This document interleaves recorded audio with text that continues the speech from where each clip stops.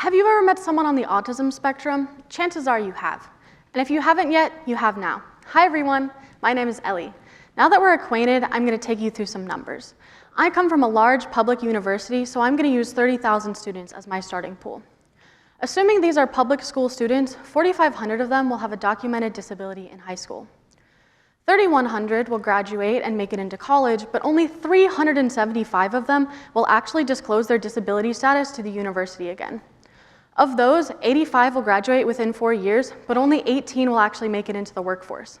That means that as a student with a documented disability, you have a 0.06% chance of making it through the higher education system and securing a job.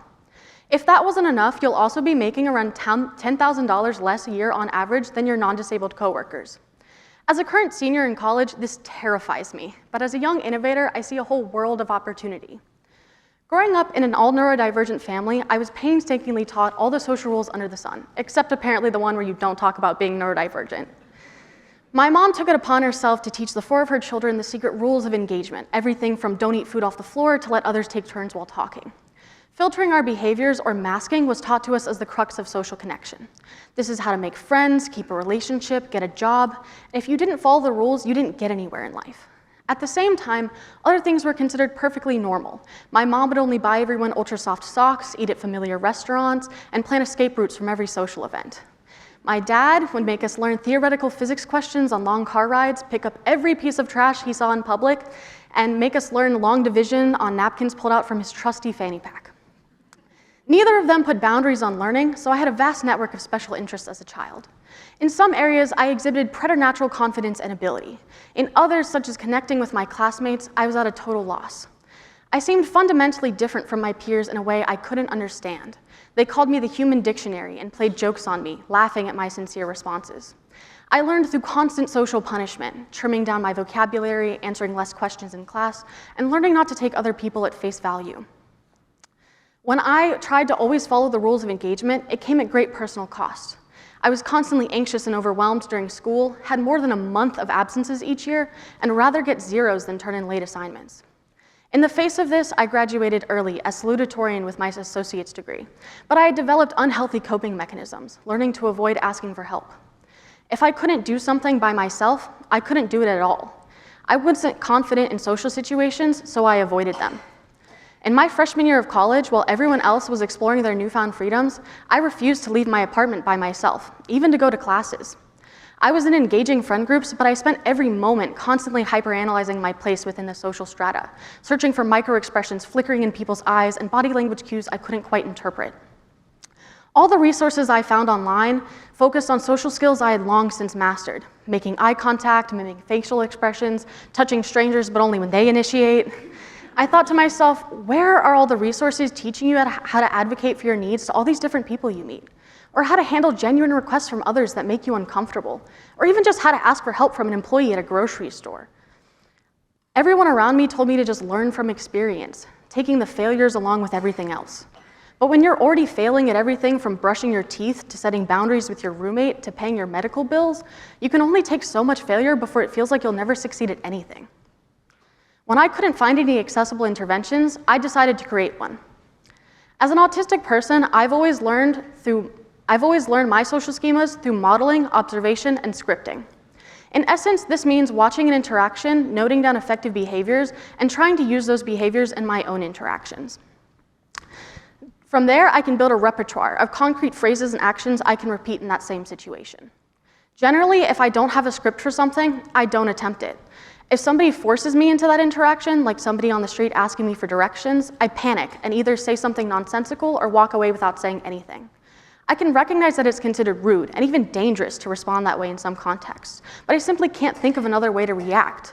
My brain needs to see a concrete example of other ways the interaction could play out before it can model the most effective behavior. To solve this, I'm using virtual reality and artificial intelligence to create a comprehensive system modeling everyday social scenarios in varying levels of realism. This way, neurodivergent people can practice their responses ahead of time in a controlled environment with no lasting consequences. Unlike in real life, where we have limited control over environmental stressors, in virtual reality, I can control for a variety of triggers from the start. For neurodivergent users, this can mean things like lighting levels, background noise, scenery, the amount of people present, and even the attitudes others will have towards them. Using the magic of biofeedback, I can also sense when users are approaching a meltdown and automatically initiate mindfulness and distress tolerance skills, helping users learn self-regulation in the moment. Users will be able to select their interaction preferences and create an avatar when they make an account, allowing the system to automatically sort scenes that are suited to their comfort levels and preferences. From there, users will be able to interact in a variety of scenes, like a bank, a restaurant, or a bus station, and practice their skills, completing challenges and earning rewards to progress to the next level. Characters within the scene will be powered by generative artificial intelligence, increasing realism while supporting neurodivergent communication differences. To help with stressful challenges, users will also have access to a therapeutic toolkit consisting of dialectal behavioral therapy self-regulation skills. Within the spectrum, there are also several major variations I'm considering when creating my intervention: sensory seeking versus sensory avoidant individuals, and whether they'll react to outside instructions with compulsory compliance or compulsory disobedience. Often, a large point of contention for autistic individuals is control over a situation, or lack thereof.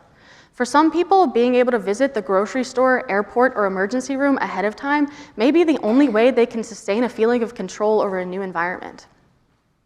My goal is to create a modular, self-paced, highly customizable virtual reality game for neurodivergent adolescents and young adults that focuses on building a sense of agency and self-efficacy within the individual during everyday stressors.